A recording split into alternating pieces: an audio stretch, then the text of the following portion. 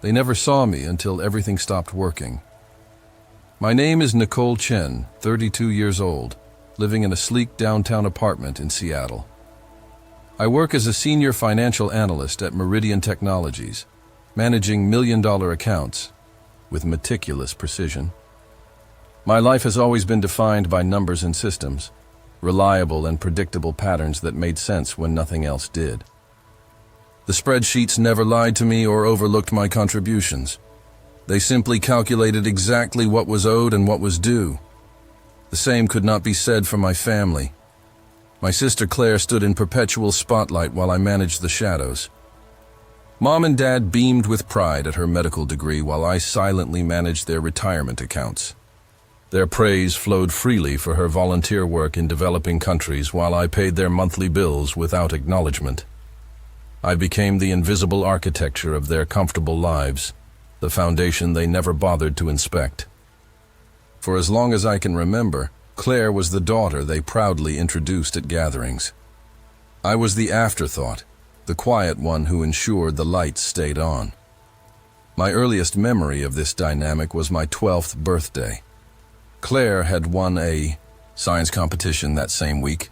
My celebration dinner turned into a toast to her accomplishment. I smiled and clapped along with everyone else. Even then, I understood my place in our family constellation. Last Tuesday marked the 14th anniversary of my silent service to my parents' financial stability. I had just transferred $2,753 to cover their property taxes when my phone buzzed with a calendar alert. It was a reminder for Mom's 65th birthday video call scheduled for 7:30 that evening. I opened my laptop and reviewed my monthly spreadsheet once more. The water bill of $117.42 paid.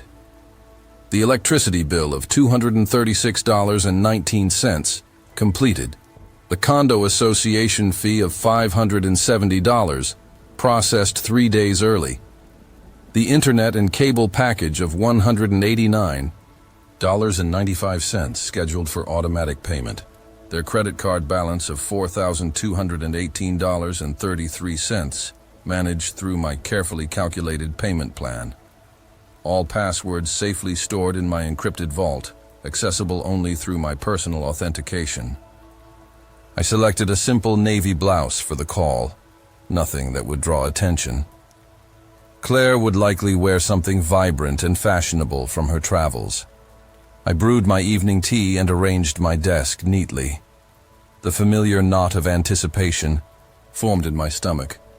Would today be the day someone noticed my contributions? My phone rang unexpectedly at 7:15, displaying my father's number. I answered with measured politeness. His voice carried that familiar sharp edge reserved for practical matters. The conversation lasted exactly 47 seconds. My father spoke with uncomfortable directness about the birthday call. I should not join the video tonight because I might outshine Claire. She had just experienced a difficult breakup and needed the spotlight. My presence would only complicate matters and potentially upset Mom on her special day.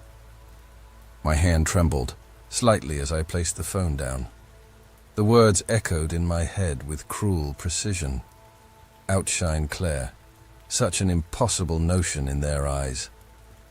My sister could never be outshone, particularly not by the daughter who merely kept their lives functioning.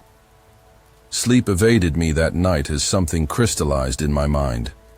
A realization both terrible and liberating took shape with mathematical clarity. I had spent 14 years and 7 months managing 4,926 separate payments. I had reset 63 forgotten passwords and organized 17 tax returns. I had established 9 different automatic transfers and maintained 32 monthly budget adjustments, all without a single acknowledgement of my silent labor. The numbers suddenly aligned into a perfect equation with a simple solution. If I was truly invisible, then my work should be invisible too.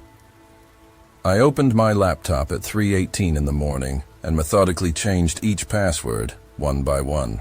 I deactivated every automatic payment and canceled all scheduled transfers. I systematically removed myself from each account, severing the invisible threads that connected my life to theirs. The process took 4 hours and 22 minutes to complete. Morning arrived with unusual brightness as I prepared for work. My phone displayed 6 missed calls from my mother, likely wondering about birthday flowers that never arrived. I silenced notifications from my family and drove to work with a strange lightness in my chest. For the first time in 14 years, their finances were entirely their own responsibility. The bills would continue to arrive with mechanical precision, but this time, there would be no invisible hand to manage them. I smiled as I imagined the first notice from the water company sitting unopened in their inbox, the subject line reading payment overdue. The weight of obligation had lifted from my shoulders, leaving room for something unfamiliar. Perhaps it was freedom, or perhaps it was simply the absence of constant duty. Either way, I breathed more easily as I navigated the morning traffic. The Seattle skyline gleamed against the clear spring sky, suddenly more vibrant than I remembered. The world looked different when viewed through the lens of my own choices rather than family expectations. The office felt different that morning as I stepped through the glass doors of Meridian Technologies. The familiar ping of the elevator, the soft hum of computers, the scent of expensive coffee. All unchanged, yet somehow transformed through my new perspective. I settled at my desk and opened my email to find an unexpected message from Human Resources. My team was being restructured effective immediately. A new member would join under my direct supervision. The name at the bottom of the email made my throat tighten. Liam Parker. My former boss and more recently, my insecure ex-boyfriend. The man who had spent our entire 8-month relationship undermining my financial acumen while taking credit for my market analyses. The man who had once told me I lacked the assertiveness for leadership roles. That same Liam would now report directly to me. His message arrived 20 minutes later, formally addressing me as Ms. Chen and signing off with the word boss in forced cordiality. The universe seemed suddenly attuned to the shift in my personal gravity. At home, I had reclaimed power through strategic inaction. At work, power had found its way to me through corporate reorganization. My phone buzzed again with another call from my father. I sent it to voicemail with a calm swipe of my finger. 3 more calls followed within the hour, each one ignored with increasing satisfaction. The water utility would be sending their first warning notice today. A simple letter, stating that payment was 5 days overdue. Nothing urgent yet, merely the first ripple in what would become a wave. I remembered how Liam had ended our relationship 6 months ago. Over dinner at an overpriced restaurant, he explained that my practical nature lacked passion. My analytical mind was admirable but limited. My financial expertise was valuable but not inspirational. I listened quietly as he outlined my deficiencies with the same confidence he used in board presentations. I paid for dinner with my credit card while he continued his assessment. Now that same man would present his work for my approval. The symmetry felt almost poetic in its perfection. My apartment welcomed me that evening with peaceful silence. No family obligations to fulfill, no bills to manage except my own. I prepared a more elaborate dinner than usual, salmon with fresh herbs, and a glass of expensive wine I had been saving. The food tasted different, more vibrant somehow. My phone continued its desperate dance across the coffee table. 14 missed calls from my parents and 7 text messages marked as urgent. I finished my wine without reading any of them. That night, I slept deeply for the first time in years. No spreadsheets invaded my dreams, no password reset reminders jolted me awake. Just peaceful darkness and the satisfying knowledge that consequences were now in motion. Actions had weight in the world, even invisible ones, especially invisible ones. The next morning brought an email from the condo association to my parents, copied to their emergency contact, me, a formal notice of late payment and warning of potential penalties. The message stated that this was highly unusual for the Chen household and requested immediate attention.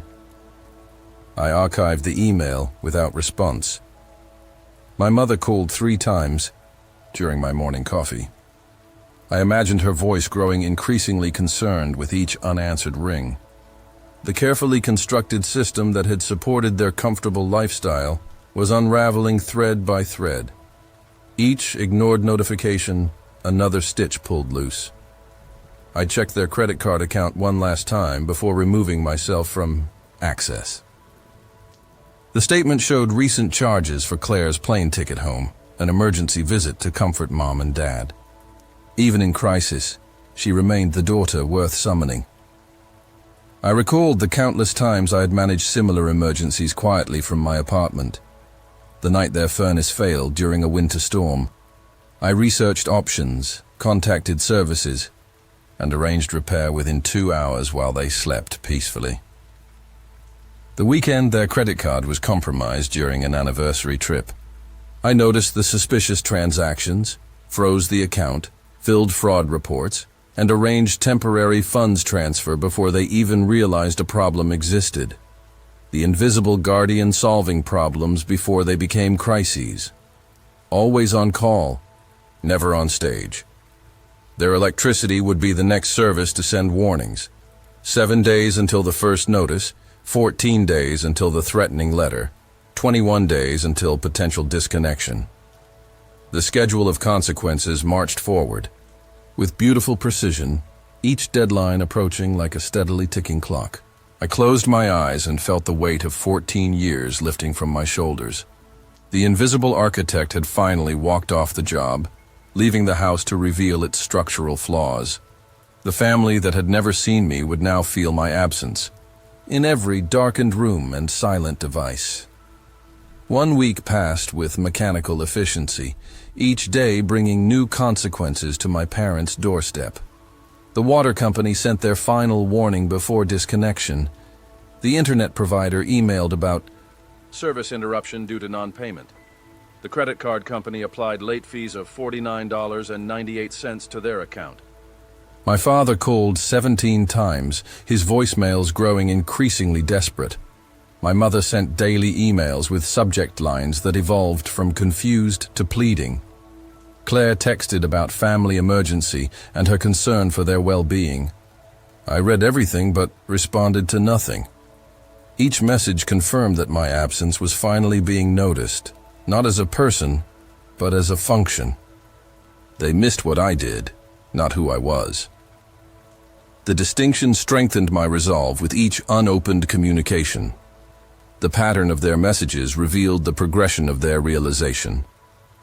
First came confusion about technical issues, questions about account access and password resets. Then came frustration about service disruptions and late fees. Next followed concern about my well-being, sudden worry that something terrible might have happened to me. Only after all other possibilities had been exhausted did they begin to consider that my silence might be deliberate. Even then, they seemed incapable of connecting it to years of invisibility and unacknowledged labor. Their understanding remained fragmentary, focused on the immediate crisis rather than its deeper cause. At work, Liam struggled visibly under my supervision. His first presentation to the board contained significant calculation errors that I quietly corrected before submission. I returned his report with the same coldly polite language he had once used with me. Please revise with attention to detail. Ms. Chen expects precision from her team. His face flushed with uncomfortable recognition as I handed him the marked document. He stammered awkward thanks while avoiding my eyes. The power balance between us had shifted permanently, his confidence crumbling under the weight of our reversed roles. I maintained professional courtesy while denying him the emotional reassurance he clearly sought. My evaluation of his performance would be based solely on numbers and results. Nothing personal, simply mathematical. During our weekly one-on-one meeting, Liam attempted to establish personal connection through reminiscence. He referenced our past relationship with carefully constructed nostalgia. I redirected the conversation to quarterly projections with polite firmness. He mentioned shared memories from our time as colleagues. I responded with questions about his current project timeline. Each attempt at personal engagement met with professional redirection. His frustrated sighs grew more pronounced as the meeting progressed. The man who had once told me I was too emotional for leadership now found himself unable to navigate purely professional interaction. The irony was not lost on either of us. The family group chat exploded with activity on day 10. Claire initiated a conversation about the mounting utility issues at our parents' home. She expressed shock that they had apparently forgotten to pay multiple bills. My father responded with uncharacteristic vulnerability about his confusion regarding account logins and payment procedures. My mother admitted she had never personally paid a household bill in 29 years of marriage. The truth emerged in fragments between their messages. They had no idea how to access their own accounts or manage their own finances. The invisible system I had maintained was suddenly exposed in its absence. I read their panicked exchanges with detached fascination. Not once did anyone mention my name or connect their current crisis to my silence. I remained unseen even as my absence tore through their lives. A memory surfaced from my childhood, vivid and painful in its clarity. I was 15, sitting at the family computer learning to pay bills online for the first time. My father stood behind me, impatient with my cautious progress through unfamiliar systems. When I asked why I needed to learn this, he explained that practical tasks fell to practical people. Claire was busy with activities that would build her future. I was suited for supporting roles, managing details while others pursued dreams. I accepted his assessment without question, internalizing the division of value between us. Even then, the invisible architecture of our family was being constructed, with me safely hidden within its walls. The condo association sent a formal warning about potential liens if the outstanding balance of $845 remained unpaid. The electricity company scheduled disconnection for the following Tuesday at 9:30 in the morning. The credit card company restricted their account due to missed minimum payments, affecting their ability to book hotels for an upcoming anniversary trip. Each consequence cascaded into the next with perfect mathematical harmony. I tracked these developments through copied emails and account notifications that still reached my inbox. The knowledge gave me a sense of control I had never experienced before. I was simultaneously absent and more present than ever in their lives.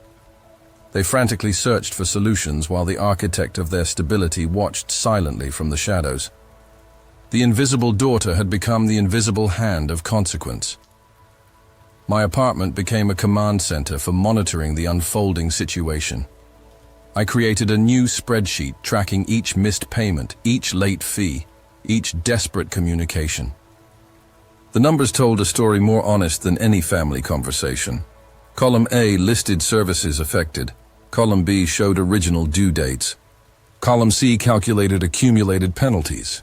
Column D estimated days until critical impact. The data revealed a system approaching collapse within 14 more days.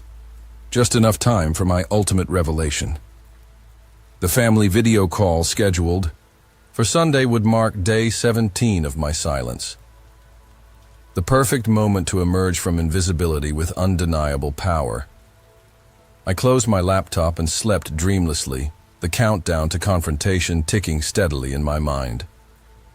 The company quarterly review arrived with fortuitous timing 3 days before the family call.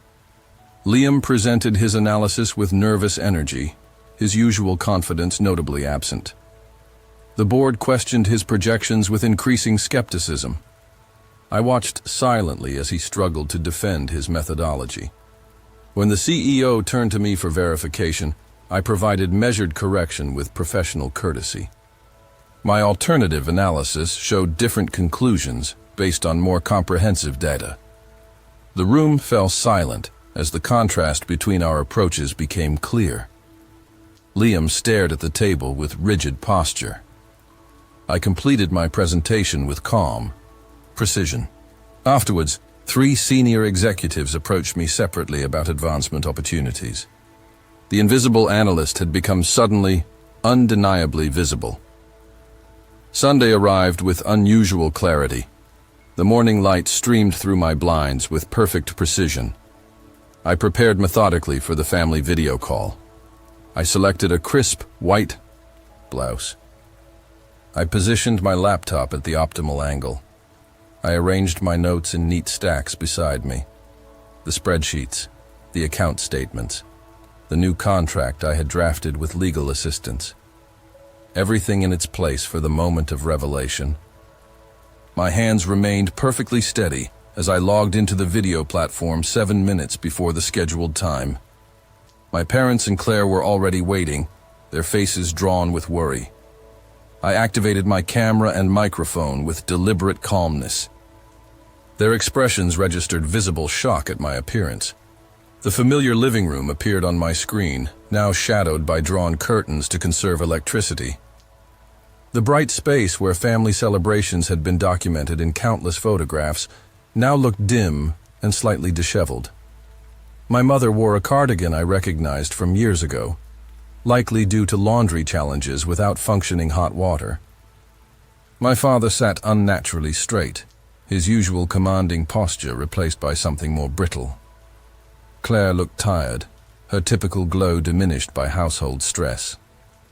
The weight of mundane complications had extracted its toll on their carefully maintained appearances. Reality had intruded upon their comfortable narrative. My mother spoke first. Her voice trembled with emotion. Claire stared silently with unusual humility. My father struggled to maintain eye contact through the screen. No one mentioned my 17-day absence from communication. No one acknowledged the chaos that had descended upon their household.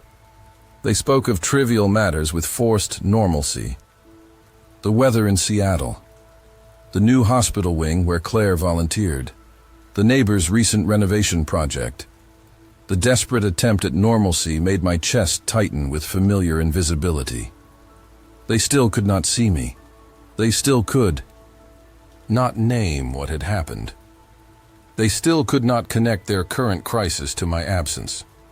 I remained silent throughout their uncomfortable small talk. I let them fill the space with meaningless words.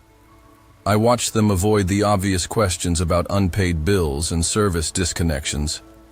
I observed their practiced denial with clinical detachment. 10 minutes passed in this painful charade before my father finally addressed the unspoken. His voice carried an unfamiliar tone of genuine anxiety. He mentioned problems with accounts and passwords. He referenced confusion about payment methods and due dates. He described the embarrassment of explaining to neighbors why their porch lights remained dark at night. He stammered through an admission of technological incompetence. He still spoke, in abstractions, never directly acknowledging my role or my absence. The familiar anger rose inside me with mathematical precision. The same invisibility, the same erasure, the same denial of my contributions. I felt my hands begin to tremble slightly. I felt my breath grow shallow with recognition. I felt 14, years of silence pressing against my throat. I felt the weight of 4,926 unacknowledged payments. I felt the burden of being the invisible architect. I felt the exhaustion of maintaining their comfortable oblivion. I felt everything collapse into a single point of perfect clarity. This was the moment. This was the culmination. This was the revelation they could no longer avoid. My father continued his indirect plea for assistance. His voice grew increasingly desperate without ever forming a direct question. My mother nodded encouragingly beside him, her eyes wide with unspoken urgency. Claire watched me with dawning recognition, perhaps the first in my family to connect the dots. The moment stretched between us with unbearable tension. Someone needed to acknowledge the truth. Someone needed to state the obvious connection. Someone needed to finally see me. The silence grew thicker with each passing second. My finger hovered over the mute button, tempted to retreat once more into invisibility. Then my father did something entirely unexpected, something that changed everything.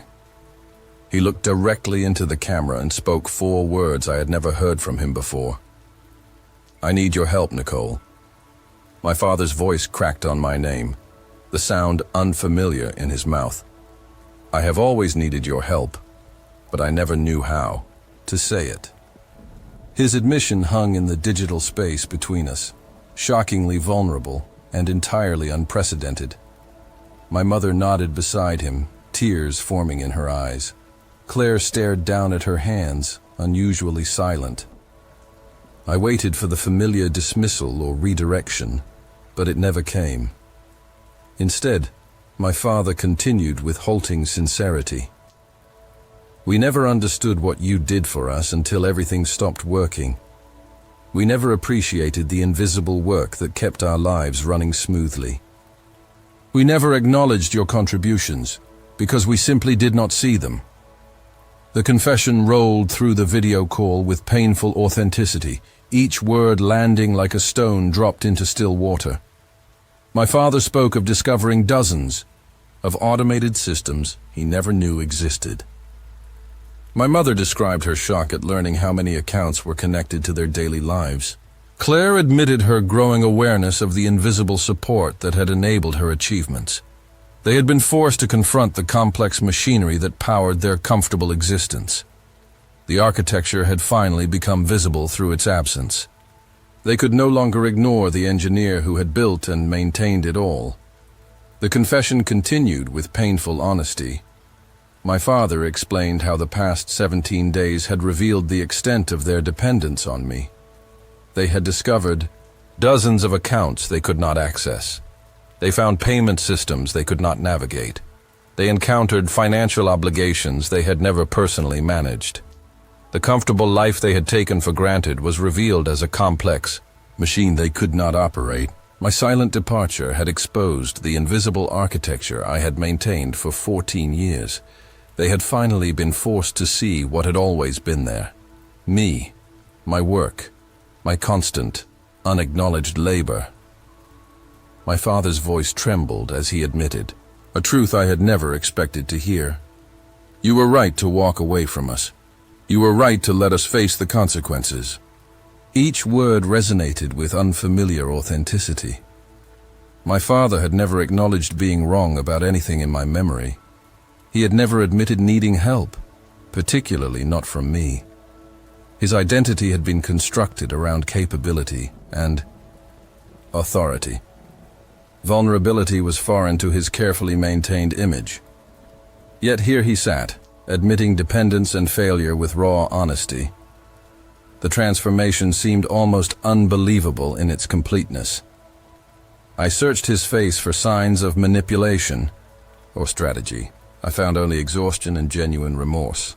The crisis had stripped away his defenses, exposing a truth he had likely hidden, even from himself. Claire spoke next, her usual confidence replaced by genuine remorse. She described the realization that had struck her upon returning home. While she had been celebrated for her visible achievements, I had been maintaining the very foundation that allowed our family to function. Her medical career had been built upon the security of knowing our parents were cared for. Her humanitarian travels had been possible because someone else managed the daily responsibilities. Her freedom to pursue her passions had been subsidized by my invisible work. She had benefited from my labor without ever acknowledging its value. The admission fell from her lips with unprecedented humility. "I have been taking credit for being the good daughter, while you actually did the work." Her voice caught on the word work, the simple syllable carrying years of unspoken truth. Claire had always been characterized as the family achiever, collecting, accolades and accomplishments with enviable ease. I had been the practical one, the reliable one, the one who managed details while she managed dreams. The categories had seemed natural and fixed, established by personality and preference rather than family mythology. Her acknowledgement revealed the artificiality of these divisions. We had been assigned roles that defined our value, limiting us both in different ways. She had been trapped in performance while I had been confined to invisibility. Neither position had been freely chosen. My mother wiped tears from her eyes as she joined the difficult conversation. She revealed her complete ignorance of their financial systems until the recent crisis forced her to engage. She had attempted to pay the water bill using an outdated checkbook, only to discover their account had been electronic for 7 years. She had tried to call the electricity company without knowing their account number or verification information. She had been denied access to their own credit card account because she could not answer the security questions. The technological and financial systems I navigated effortlessly had proven completely impenetrable to her. Her voice softened with painful acknowledgement. We built a life dependent on your skills while never valuing those skills. She shared a memory I had forgotten from my teenage years.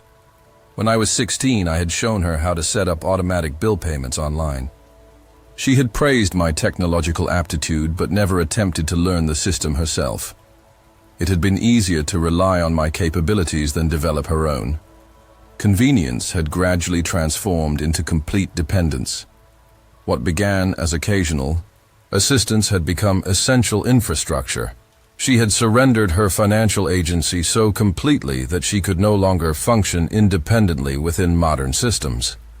Her comfortable ignorance had come at my expense, requiring my constant invisible labor to maintain. The realization visibly shook her, challenging her self-image as a capable adult. The screen before me blurred slightly as unexpected emotion welled in my eyes. This was not the confrontation I had anticipated. There was no defensive anger, no accusations of abandonment. Instead, my family offered something entirely foreign to our dynamic: recognition, appreciation, apology. My father continued with uncharacteristic vulnerability. He explained the events leading to his cruel words before my mother's birthday call. Claire had indeed experienced a difficult breakup, but that was only part of the truth. The complete story was far more complicated. He had recently received a performance warning at work related to technological incompetence. My mother had been struggling with anxiety about their retirement readiness.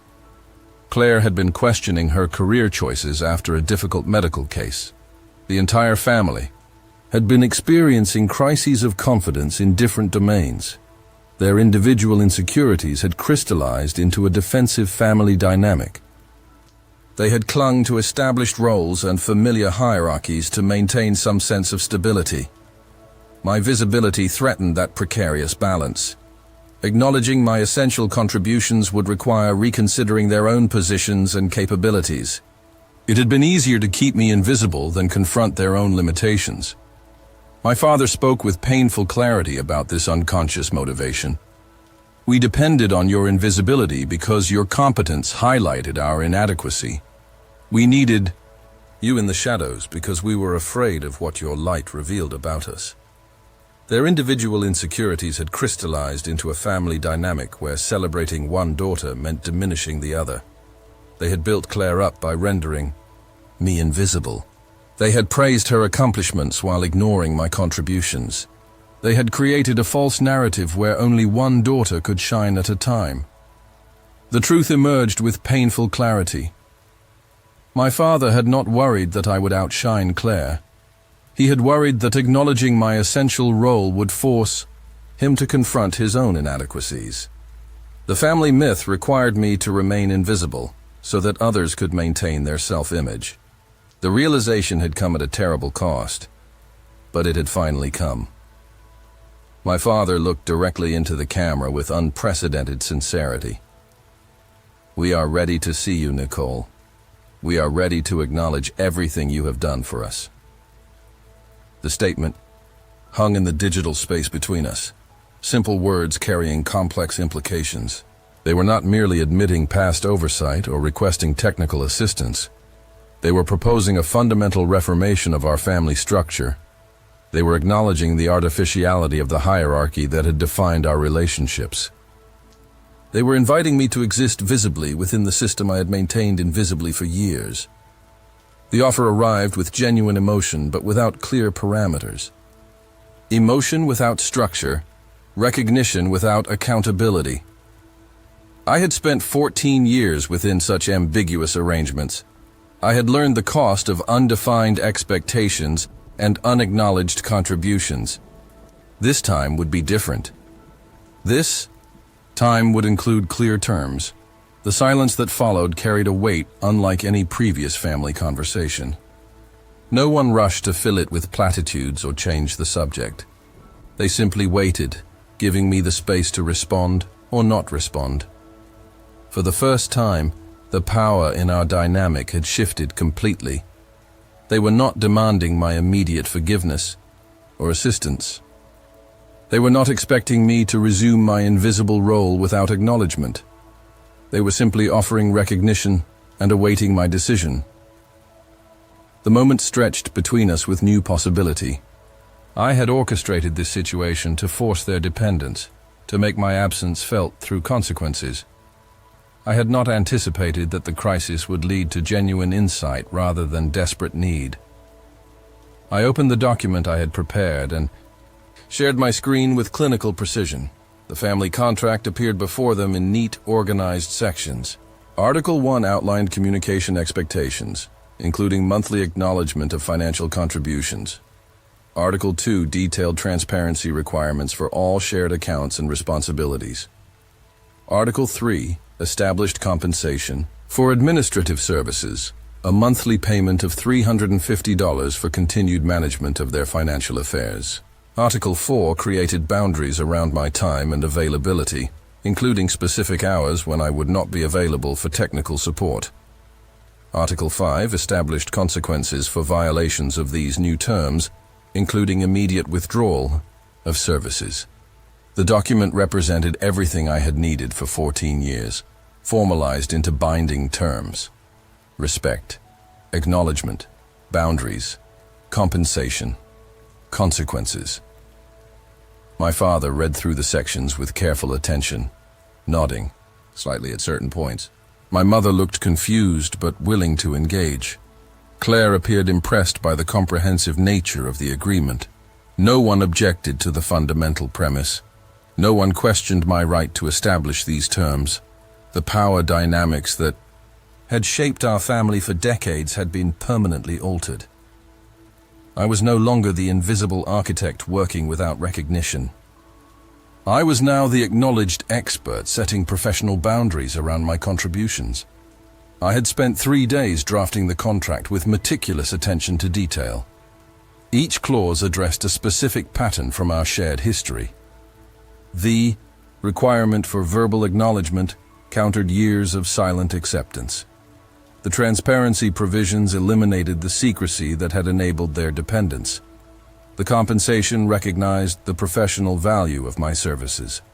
The availability boundaries protected me from constant interruptions. The consequences provided clear recourse if old patterns re-emerged. The document transformed unspoken expectations into explicit agreements. It converted invisible emotional labor into visible professional service. It established a framework for dignity within a relationship previously defined by invisibility. I explained each section methodically, my voice steady and professional. This was not an emotional negotiation, but a business arrangement with clear expectations on both sides. I would restore their accounts and resume management of their financial affairs according to the specified terms. They would provide regular acknowledgement and appropriate compensation for these services. The arrangement could be terminated by either party with 30 days' notice, allowing them time to develop their own systems if they chose. The relationship would no longer be built on invisible sacrifice, but on mutual respect and clearly defined responsibilities.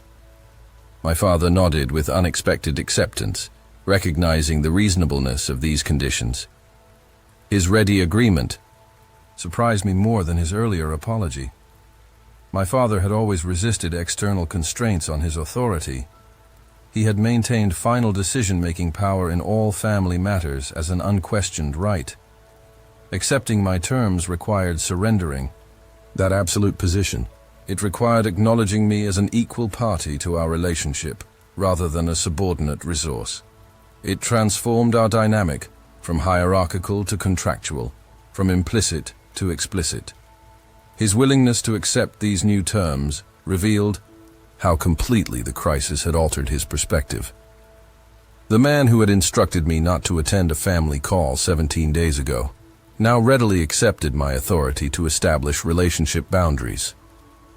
The contract included a section addressing past behavior that required particular attention. My family would participate in monthly video meetings where financial updates would be shared and acknowledged. These meetings would include explicit recognition of tasks completed and services rendered. Claire would no longer be centered as the only successful daughter, but as one of two children with different but equally valuable contributions. My mother would learn basic account access and password management to reduce complete dependence on my services. My father would personally track monthly expenses to maintain awareness of the financial system supporting their lifestyle. The terms transformed our family structure from invisible hierarchy to conscious partnership. Claire read this section twice with careful attention. The language directly addressed her privileged position within our family system. It required conscious adjustment of deeply established patterns that had benefited her for decades. The contract did not blame her for these dynamics, but did require her active participation in their reformation. Her hesitation was briefly visible before she nodded agreement. The system that had elevated her at my expense had ultimately limited us both, trapping us in artificial roles that prevented authentic relationship. The contract offered liberation from these constraints, allowing us to discover connection beyond the categories of practical and accomplished, invisible and celebrated. Her acceptance acknowledged both the inequity of our past and the possibility of our future. The final section detailed immediate remediation steps to address the current crisis. I would restore access to all accounts within 24 hours and make emergency payments to prevent service disconnections. I would negotiate with providers to reduce late fees and penalties where possible. I would create a simplified documentation system to help my parents understand their financial obligations. In exchange, they would immediately sign the agreement and transfer the first compensation payment to my account. They would also compose written acknowledgments of my past contributions for family records. The terms were firm but fair, designed to create sustainable change rather than temporary compliance. My father read this section twice before nodding his agreement. My mother appeared initially surprised by the compensation requirement. Her expression revealed the familiar categorization of family assistance as inherently uncompensated. The emotional labor of kinship was expected to be freely given, particularly by female family members. The monetization of these services challenged deeply ingrained assumptions about care and obligation. Her hesitation lasted only moments before understanding dawned. The financial element transformed our relationship from obligation to choice, from expectation to agreement. It established clear value for previously invisible work. It created accountability where convenient assumption had previously existed. She nodded with new comprehension, accepting the fundamental fairness of the arrangement. I watched their expressions carefully as they processed the full implications. This was not merely about restoring utilities or regaining password access. This was about fundamentally restructuring our family dynamic. This was about making the invisible visible, the unacknowledged acknowledged, the undervalued properly valued. My revenge was not destruction, but construction, not punishment, but reorganization, not withdrawal, but engagement on new terms. I had not simply walked away from an unfair system. I had created a better one, and invited them to participate under conditions of mutual respect. The transformation was more complete and more lasting than any act of simple retribution could have achieved. The silence that followed my presentation felt weighted with significance. My family exchanged glances, communicating something wordless between them. The conversation continued without verbal interaction, conducted through subtle shifts in expression and posture. I had observed such silent communications throughout my childhood, always feeling excluded from their unspoken language. This time, the silence concluded with collective resolution rather than continued exclusion. Their shared decision became visible in their synchronized straightening of shoulders and focusing of attention. Whatever unspoken conversation had occurred had reached clear consensus. They turned toward the camera with united purpose, ready to formalize our new arrangement. My father was the first to formally accept the terms, signing the digital document with visible relief. My mother followed with tearful agreement, seemingly grateful for the clear structure. Claire added her signature with a newfound respect, evident in her expression. The contract was fully executed within 7 minutes of presentation. The payment notification appeared on my phone seconds later, a concrete symbol of their commitment to the new arrangement.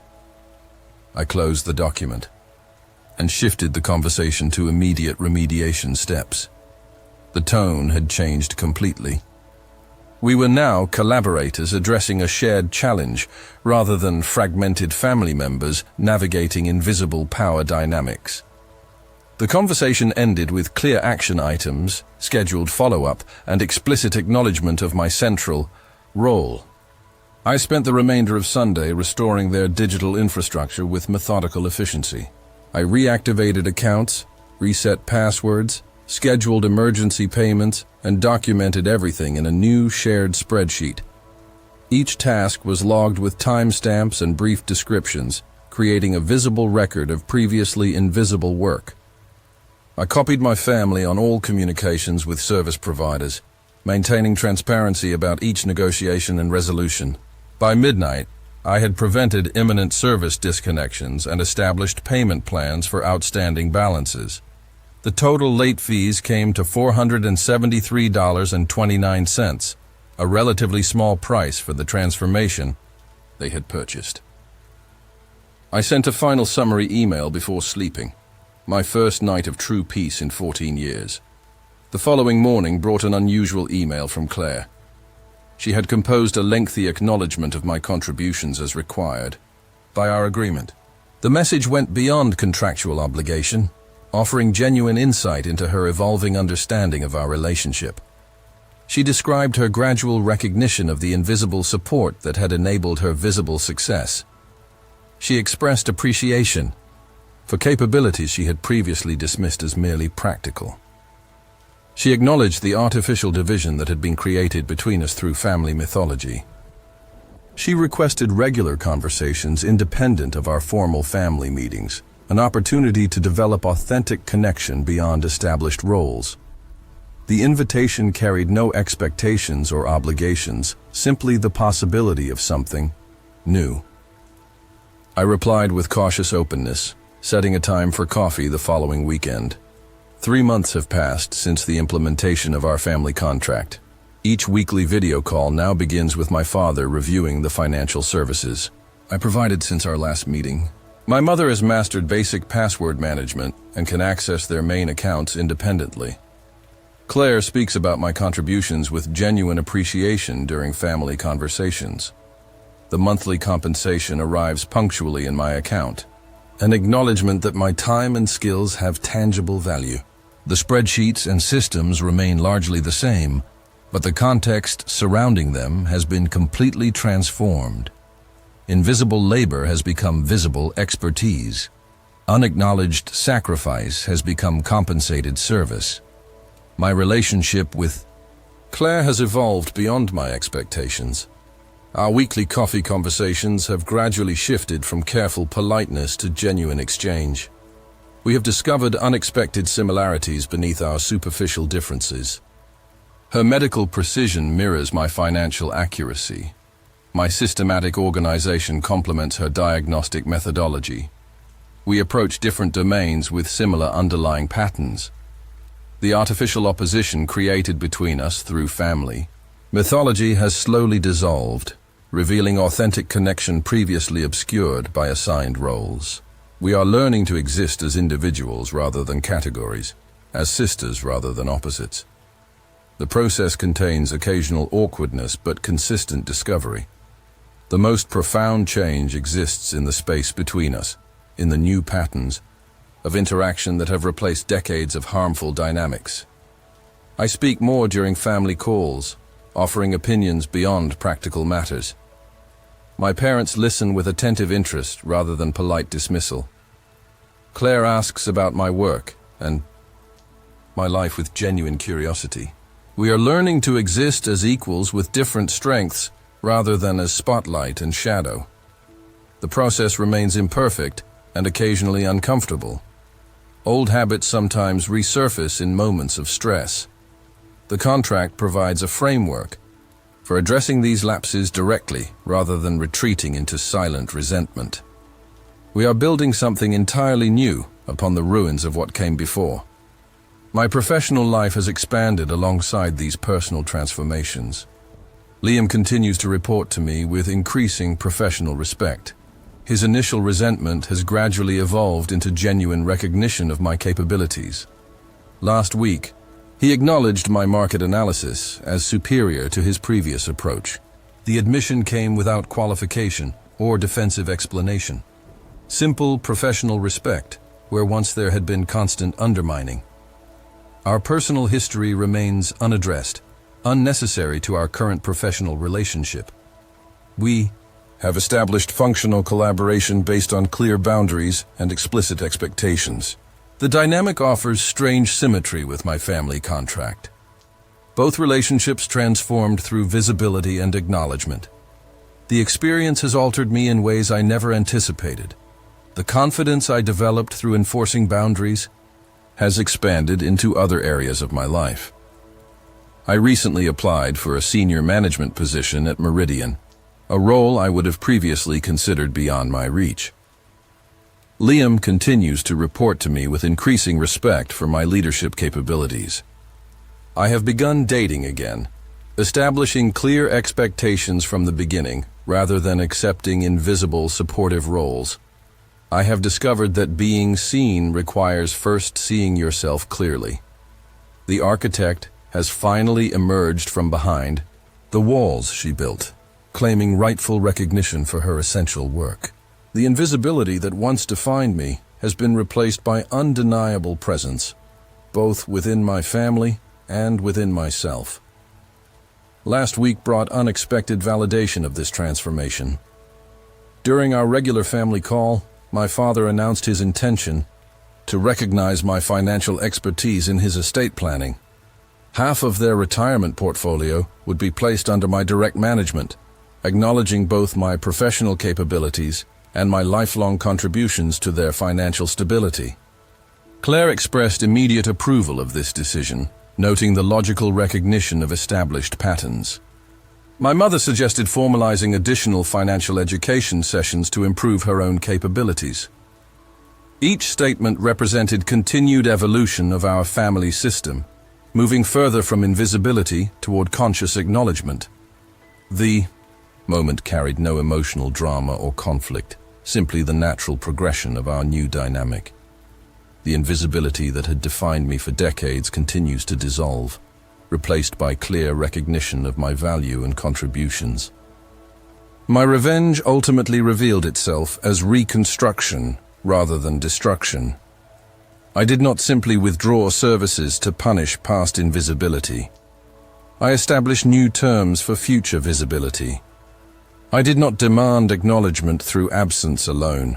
I created structures that ensured ongoing recognition.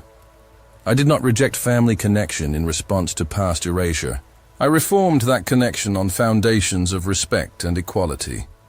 The true victory was not found in their temporary discomfort, but in our permanent transformation. The invisible architect became the visible engineer, redesigning the very system that had once confined her to shadows. The greatest revenge against invisibility was not destruction, but undeniable presence, not withdrawal, but engagement on terms of dignity and respect.